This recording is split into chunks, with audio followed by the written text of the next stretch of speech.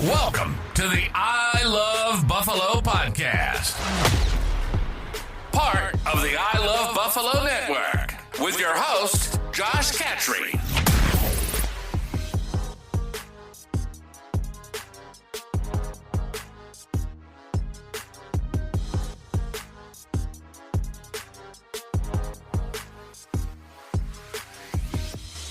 Aloha, Buffalo. Welcome to the I Love Buffalo podcast. I'm your host, Josh Catry. Today on the podcast, Rob Ray punches his ticket into the Sabres Hall of Fame. Buffalo Bert sees his shadow, and now we got 6 more weeks of winter. A new soccer stadium kicks along plans for a downtown location, and we put a new spotlight on an unsolved murder. All this and more on this episode of the I Love Buffalo podcast. Try this out.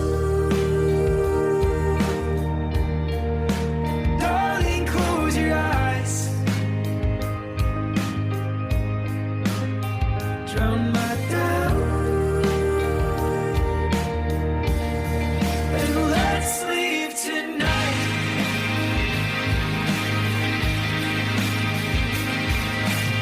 And I saw your text, I'm coming. Say let's fast when running away.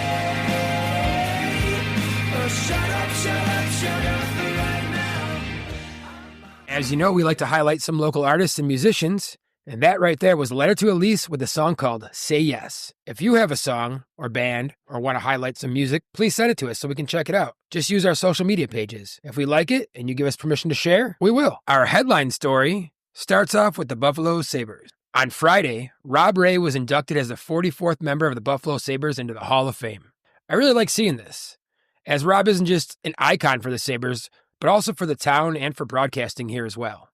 He's also a big-time fisherman, and my friend John, he owns his old boat. So the Sabres bought Rob Ray a boat back in the day, and it ended up in the hands of my friend, and I fished on it before. So it's kind of cool, and a little connection there.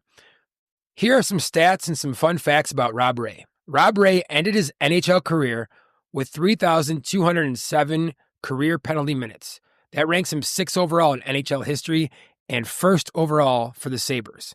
And there's no close second on the Sabres. In total, he engaged in 247 total fights over a 900-game career, which is just a little less than 1 fight every 3 games.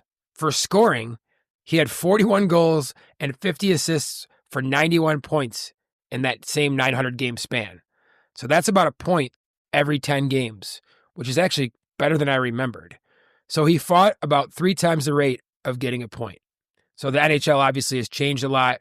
You don't need the enforcers quite as much anymore, but who doesn't like a good fight? And there are some great memories with Ray, especially with, the calls by Rick Jeanneret. Just some awesome memories on the teams that he was on. They'd put him on the ice and get everyone pumped up. And I just remember even as a kid growing up, he was on the team for a while. He was an icon. I always look forward to seeing him. I met him a few times at Pearl Street and whatnot. And it's great to see that he got that. I'm really happy for him. Here's a fun fact about Rob Ray. He scored on his very first shot on his very first shift in the NHL. And then also on his very last shot on his very last shift in the NHL. Rob Ray is not just a player here. He's a longtime media member and broadcaster, and he gives back to the community. He's also the president of the Buffalo Sabres Alumni Association, and he's an entrepreneur, taking a risk outside of things. He owns Razor's Hot Dogs out in Eden. It's a really cool joint if you've never been out there. Highly recommend it.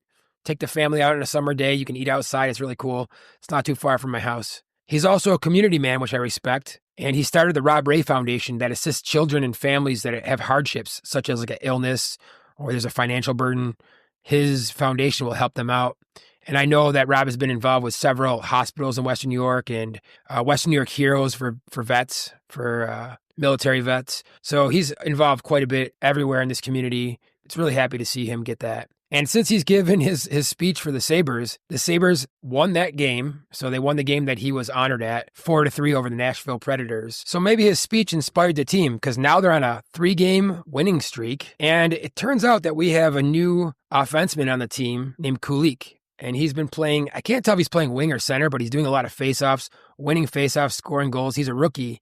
And it seems like a really good rookie. So I haven't been that excited about our rookie class in a while.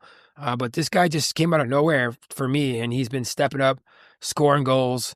And as you can imagine, working at Pearl Street Grill and Brewery, we're affected by how well the Sabres play. So we root for them on all kinds of levels there. After inspiring the Sabres to go on a 3-game winning streak after his big speech at his inauguration into the Hall of Fame, I wanted to go back and listen to Rob Ray's speech to see what he said. Turns out he's a pretty good speaker. Here's a clip. You gotta stop, I'm gonna cry. I came to this town, I didn't need glasses, I was in shape, I had hair. I've left it all here for you guys.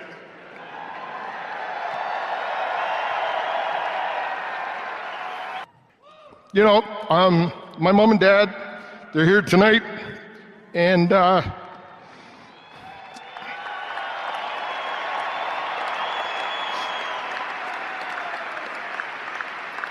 just want to thank you guys for the love and support you've given me over the years. You gave up a lot for my success, as every parent does for their kids, and I just wouldn't have been able to do it without you, and I just want to say thank you, and I love you guys.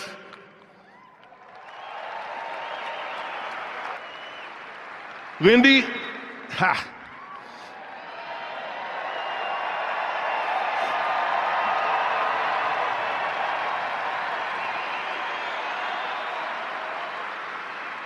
Still question your coaching sometimes, why you put me on the ice in certain situations, but we'll talk about that later. But you know what, Lindy was awesome. Lindy taught me how to be a leader. He taught us as a team how to be responsible, and when things weren't going well, he taught us to look in the mirror first at ourselves before we turned and looked at others. And I think that's how we really kind of grew as a group and to a team, and it made a big difference. I started my second career in television, and I was lucky enough to have the great Rick Jenneret as a mentor. And he was special. RJ, I know you're looking down on us right now. You're critiquing my speech.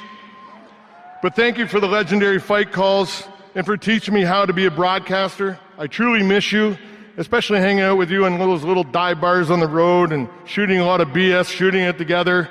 It's just been fantastic. And I miss you a lot, buddy. And we all do, so.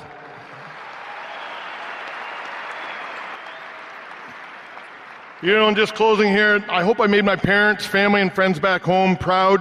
Now I have another family, another hometown, and I hope to make them proud too. So many things went way in my life and in my career for a guy that really wasn't that good. It's hard to believe I've been in this organization for 37 years. And in those nights when I was coming off the ice and it was blood coming out of your face somewhere, that wasn't red, that was blue and gold. And that's the way I look at it.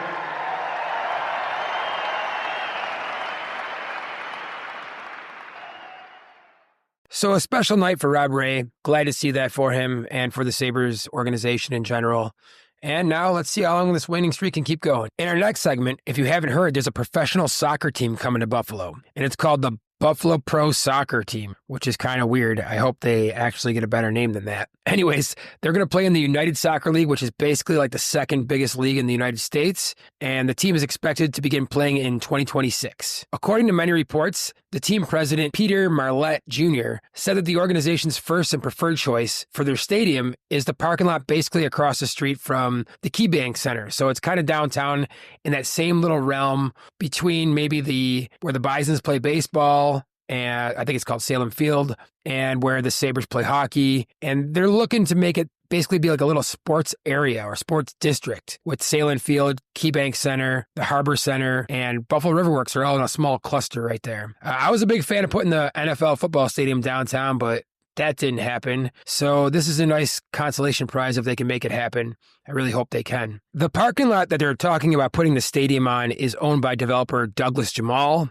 He has done the Statler and Seneca One Tower and a bunch of other stuff. And as a side note, he's one of the few major downtown developers I have yet to meet in person, even though we seem to have a bunch of mutual friends. Marlette said that the stadium will be used for more than 80 days a year. 20 of those will be the home games for the soccer team.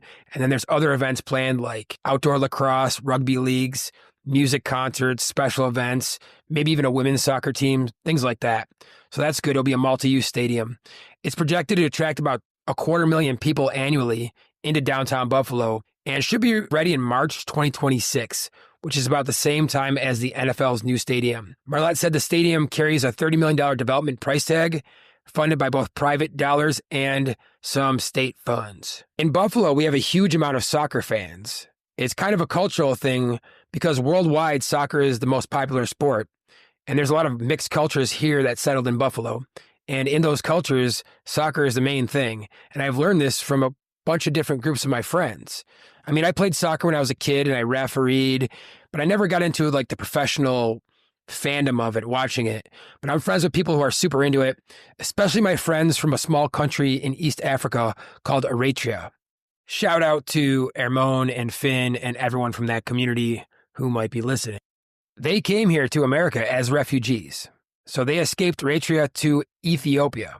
And when I was growing up, Ethiopia was a place that needed all the help. The donations on TV and all the starving kids, that's where your funds were going. If I didn't eat my food at lunch or dinner, I was guilted because the kids in Ethiopia didn't get to eat. So imagine how messed up your country has to be that you're escaping your country to a place like that and you're super happy about it. And that's what they had to do. It was very dangerous. They escaped at night and it was a long journey to get here to America. On this podcast, occasionally we're going to talk about big issues and not shy away from them. And right now there's a big divide in this country and you can feel it. And I really don't like it. I don't like the divide. I have friends on both sides of the political spectrum, and I hear some of them saying they're not going to talk to the others, and I just think it's ridiculous. I try to disavow labels as much as I can. Any label that doesn't have to do with merit for me, I try to disavow. I really don't know my own nationality. I'm adopted, so I don't know my own nationality or race or anything like that. And it's kind of liberating because I don't know how to feel about my labels. And therefore, I can just look at problems without some of the labels that some other people have to look at them through. And that lens clarifies things to me that we can solve problems a lot better if we just approach them as rational people. This soccer topic is kind of skewed over into this topic of immigration, but that's happening right now and it's dividing people, and it doesn't have to be. And it's provable, it's testable. As I discussed in the previous podcasts, there are much better ways to solve problems in groups. There's these systems we can use. They're called collective intelligence systems, and we could take thousands or hundreds or millions of people and come up with answers that work for everyone. And in fact, when we use collective intelligence systems and you ask a large group of people to solve these very divisive topics, the ones that we're afraid to talk about, you'd be shocked at the results. For example, the immigration issue right here, if you take a large group of people from both the left and the right and ask them to solve the immigration problem together, you get this rational and reasonable answers over and over again that well over 90% of the people agree on. The answer should not be so extreme. So just like one side or the other side wins. This is like a nuanced thing. We should approach it like that. And the way our systems are set up right now, they're dividing us. So this is a little bit off topic here of just pure Buffalo, but it's not. You know, there's people that are affected by this, by our decisions in politics. And there are many options that fall in the middle, and some where 95% of the people across the spectrum all agree on the answer. And if you stick with me and you dive into this collective intelligence stuff and take a look at what it really means, you'll see that we can get amazing results for solving problems in groups that are incredible, that people agree upon, and that we can shelf and move on to the next problem. But we can't do that when we use labels and divide ourselves so harshly. So in my opinion, we should be studying collective intelligence systems and using them to solve problems and have a voice as people instead of letting these top-down entities tell us the best way to solve our problems, which usually divide us. Turns out when you ask most people, they don't think you should have an open border with people just running across it. And they also don't think you should be locking up people that are just trying to flee their country to come here. We should have a nice, easy process. There's this big middle-of-the-road thing that most people agree on, yet our politicians don't. And that is a problem. Before I met these guys from Eritrea, I didn't know anyone that came here as a refugee. So I didn't have an opinion except for from afar away. But now that I know them, they need to have a voice too. And they have family back home. They send money back home every week, month, to their families. Like they send $50 back, and that goes a long way. That feeds their families back in Africa for a long time. And they use Bitcoin and things like that, which I think is super cool too, by the way. But I couldn't bring up a new soccer stadium or team here without talking about them just a little bit and giving some people some insights into what it's like to be an immigrant in this country. My father, his family came off the boat from Austria, and he came to America, and he lived the American dream. And I'll tell his story at some point on this podcast. He is a perfect example of the American dream. And Hermon and Finn, they all went on and they're living the American dream now too. They came here, they did the right things. Hermon was teaching people how to speak English from anyone that would come here from Africa to help them acclimate, help them get jobs, and then he's shipping money back home to his family. Hermon's a huge soccer fan and got me into it a little bit. So I'm actually pretty excited to see this soccer team come to Buffalo. But I just wanted to kind of touch on collective intelligence whenever I get a chance to. And this was an opportunity to bring it up, that we can do better than this. People in different cultures mixing can be great. It can be amazing. That's what America was built on, as long as everyone has the same intention to make a good community. And some people think it's just not possible to make a good community by mixing cultures, but they're wrong. I'm part of several communities like this. The jiu-jitsu community is one. On the jiu-jitsu mats and in our Muay Thai programs, it's a beautiful community mix of all religions and cultures and people from all over the place. When you're getting choked out by your friends, you're not worried about their labels, right? We're all equal on the mats. Also, many of the places I've worked, Pearl Street, Riverworks, these are large cultural groups mixed together, and we become friends. And we look out for each other. We got each other's backs. And this is possible to do when you have high trust systems and high trust cultures, and when the systems aren't corrupted and working against us. So these are just some things I think we should think about right here that we can do better right here in Buffalo, is make better systems and better communities and stronger communities by listening to each other and solving problems together. Some of the business groups I'm part of too are exactly like this, where business owners are from all different places and all over the place, and we all meet together and help each other grow as a community and as our individual businesses. And it's so cool to see. To me, it's like one of my favorite things to see is when we have all this different diversity and cultures mixed together in a high trust area. But we got to push the bad systems away from us and not allow them to dictate how we feel about each other and how we solve problems. Listen, if danger came to any of these groups that I'm part of, I would stand between the danger in these groups. So I'm 100% confident that we can form strong, high trust communities with people from all walks of life, despite what our systems are telling us and what the media is telling us. If you don't believe it, come train jiu-jitsu at any school, not just at the school that I teach at. Almost every school in this area is very similar. There might be a couple outliers, but 99% of schools in this area, they're high trust places where you can go and train with complete diversity and get to know people from all walks of life. And I'm going to talk about jiu-jitsu a lot because, like I said, it affected my whole life in every manner. But this is one of the manners where I've been able to become really good friends with people that I never would have met in other walks of my life. And I'll definitely be telling stories about this more in the future. But I wanted to touch on it now because soccer, I just can't think about it without thinking about these guys. These guys are crazy fans. Like when the soccer was on, we'd have parties at Pearl Street, the basement, and they were into it. And it was awesome. Like singing songs and cheering and doing everything together. It's just really cool to see that kind of culture of soccer. I think would do awesome here. And I look forward to seeing what we do as a team. So whatever they end up calling the Buffalo soccer team, they're going to have a big fan base right off the bat. And I think I'm going to be part of it. I'm going to try to get into it and check it out and definitely go down there. So I hope it manifests itself. And I really hope it's downtown and adds to the energy of the heart of our city. All right, to switch things up here in this next segment, Buffalo Bert, our own weather forecasting groundhog, predicted 6 more weeks of winter. Apparently, Bert is 100% accurate. He's never had a wrong weather prediction in his life. Unfortunately, it's been 6 more weeks of winter every single time. So it ain't that hard. So sorry, Bert. But that sounds like you're a weatherman in San Diego who just says, yep, it's sunny and 75 today. Newsflash. It's winter in Buffalo during the winter. Good job, Bert. In our last segment here, we're going to dive into an unsolved murder. So my amazing wife, Julie, was trying to encourage me to keep this podcast more positive, problem solving, things like that. But I think it's important to examine our mistakes.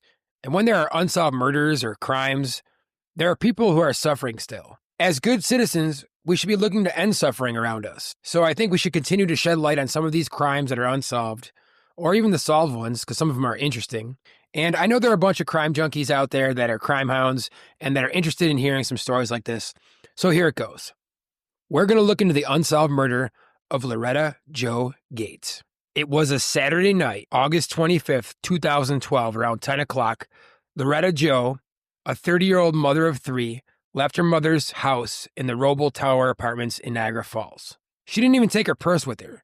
She was just going across the street to a store at the corner of Niagara Falls and Main Street there, officially called the Bridgeway Market, but known to everyone in the neighborhood as Poppy's, after the owner.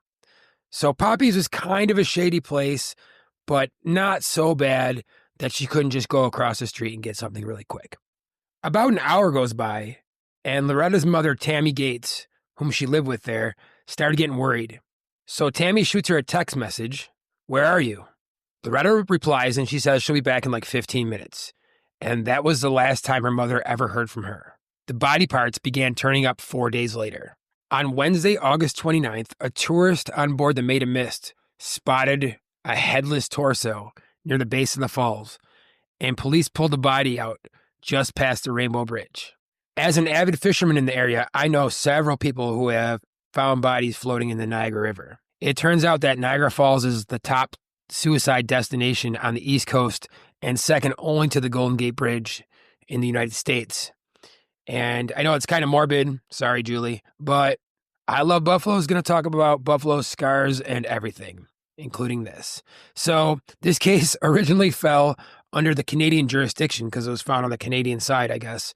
And the Niagara police inspector, Jim McCaffrey, told reporters that the woman had been murdered, but didn't reveal like cause of death or anything like that. After the DNA tests go out, it proves that it was indeed her, and the case was brought back to the United States.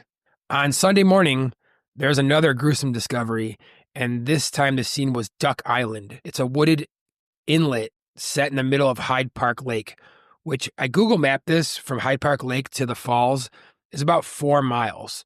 So that means some of the body parts here were going to be over the falls, and some of them were in this park lake. So a couple taking their usual morning walk along the lake noticed a plastic bag at the water's edge. They yanked on it, and they recoiled in horror when they saw it contained the rest of Loretta, including her head. Yikes.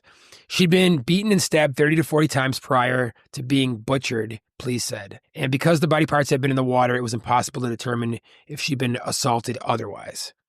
Crimes involving dismemberment are rare and highly complex and may include like emotional rage and things like this, according to Dr. Erica Hutton. She's a criminal psychologist that was on this case a little bit. So the most common kind of homicidal mutilations are referred to by forensic specialists as defensive because the motive is just to assist in hiding and moving the body to get rid of evidence or making the identification of the victim more difficult. To date, city police have questioned only one possible suspect in her barbaric murder, and that is the father of her 2 youngest children, Scott Martin. To look at him, I guess Scott's not that big. He's a skinny 5'5" guy, around 140 pounds.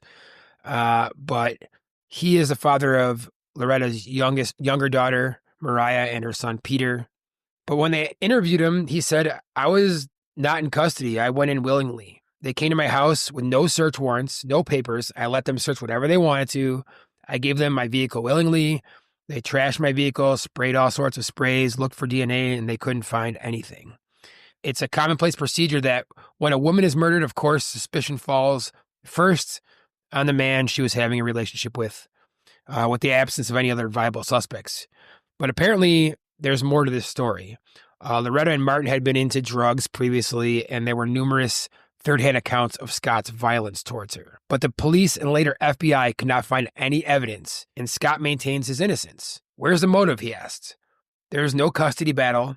I'm not trying to move away, and she's not trying to move away. I didn't even take her to court for child support when she didn't pay any child support. So obviously I wasn't that mad at her. The fact remains that the case has gone cold and a homicidal maniac is still walking free among us." After the body parts were positively identified as Loretta's, police interviewed employees from Poppy's Mart who said they saw her getting into a small white vehicle around 11 o'clock that night she went missing. But this lead also seemed to be a dead end and nothing came of it. Aside from the apparent lack of forensic evidence, the biggest problem in the police case against Scott Martin is that he has an airtight alibi, or at least seemingly so, on the same night of her disappearance. He was helping friends at the jazz festival in Lewiston break down and set up, and he was there till 2 a.m. And then he went and picked up his son and went home. He didn't have his daughter that night.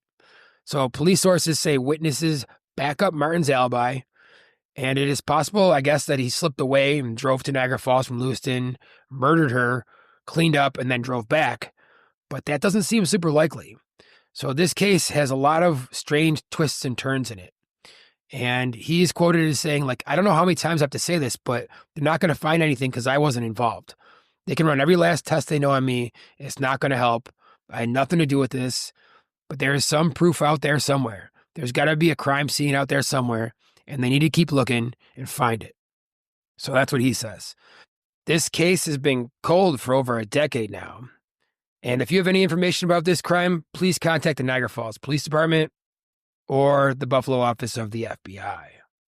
A quick fishing report. Back to some outdoors here. I stopped by Captain Bob's bait shop in the small boat harbor, and I wanted to hear how the ice fishing has been going. There's lots of huts on the ice this year, so you can see all the huts set up everywhere. And I was looking to talk to Steve, also known as Hawk, the owner. He's a great guy, and a few years back, he took myself and my autistic nephew out fishing on a private pond, and we caught a bunch of bass, and my nephew and myself had a great time. So I walked in looking to talk to Steve, but he wasn't there.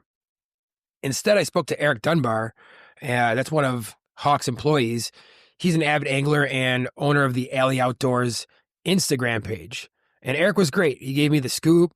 He told me that through the ice right now, they're catching perch, pike, some bass, and steelhead. That's rainbow trout. And even some smelt, which are like basically a large bait fish that comes in that people can eat. They're pretty tasty, I guess. So if you're into ice fishing and you want to learn something fun to do in the winter or take kids out, stop by and talk to Eric and Hawk and the guys down there at Captain Bob's Bait Shop, and they'll get you all set up. Also this week, Sub-Zero Jiu-Jitsu in Hamburg had Jamie Canuto in town. He's a world champion in jiu-jitsu at different belts. And they opened the doors to all the local students in the area. And I heard it was a great seminar. I couldn't make it, unfortunately. But I do appreciate other schools that open their doors to all the schools so that students can learn. And students that I train with from my academy that also went there had a great time and learned a lot. So thank you to those guys. All right. Last up here, we got some upcoming events in Buffalo this week. We got Kelsey Ballerini. That's going to be on Thursday at the KeyBank Center. Friday, the Harlem Globetrotters. They're also there at the KeyBank Center. Love You to Death Trolley Tour at Forest Lawn. That sounds interesting. So if you like mixing spooky and sexy or something with some history, you can go to Forest Lawn and jump on the trolley. That's Friday, February 7th at 11 a.m. The Buffalo Opera on Tap is over at Resurgence Brewing. That's Saturday at 7 o'clock. And the Verizon Super Bowl party at Riverworks on Sunday. That's a huge event with thousands of people should be attending that. Last up, as usual, we like to shout out some local businesses and products. Today, I would like to shout out the Buffalo Open Coffee Club. I'm part of this club. It's actually really not a business. It's more just a club where we meet every Tuesday. That's tomorrow from 7:30 a.m. to 9 p.m. I usually arrive a little bit late, but that's at the Seneca One Tower downtown. You take the big elevator up the main doors there, and you either meet right there in the lobby or there's like a little cafeteria food court over to the left.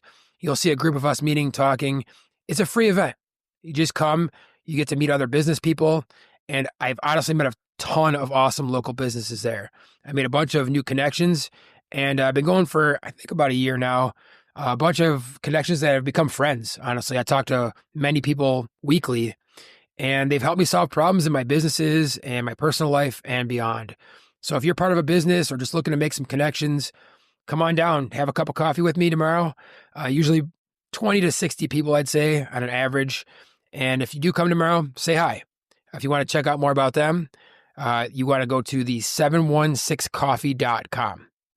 All right, that's it, Buffalo. It's kind of a weird asking for people to like your social media pages and subscribe and all that, but please do that. It would be very, very much appreciated.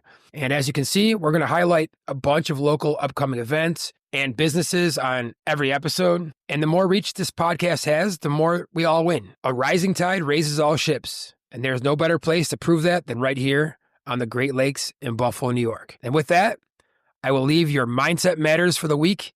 Here is Western New York native and arguably the best MMA fighter of all time, John Jones, describing his mental process to greatness. How old were you? I was about 19. Wow. Yeah, man. It was crazy, man. It was like one of the best years of my life, man, because I went from a very average thinking person, like just average 19-year-old. Yeah. To get in, I don't like reading, so I literally got on all these TED Talks and on YouTube, and I just started YouTubing videos about self-belief. What does it mean to be confident?